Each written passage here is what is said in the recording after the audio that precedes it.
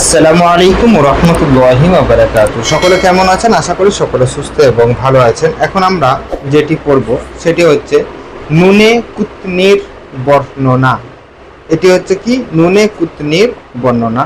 কুরআনে কারিমে কোন কোন জায়গায় আলিফের নিচে দেখবেন ঠিক এরকম আলিফ আছে, আর আলিফের নিচে ছোট্ট নুন লেখা হয়, যার নিচে জের দিয়ে পড়তে হয়।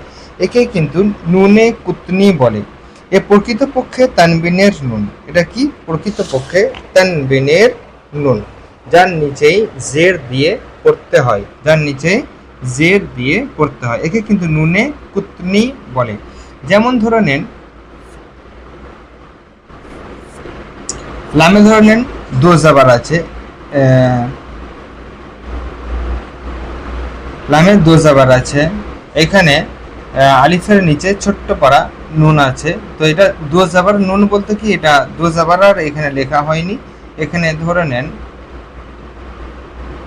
সুকুন এসে গেছে, তো সেই জন্য এখানে নুনের আলিফের নিচে ছোট্ট করে নুন লেখা হয়েছে। তো এটি হচ্ছে কি তানবিনের নুন, যার নিচে জের দিয়ে পড়তে হয়। এটি কিন্তু প্রকৃতপক্ষে তানবিনের নুন। যেটি বলছিলাম এখানে কিন্তু তানবিনটা আছে, তানবিনের এই এক জাবারটা উঠে গিয়ে ধরে নেন এক জাবারটা উঠে গিয়ে এই নুনের নিচে এসে গেছে এই হয় র।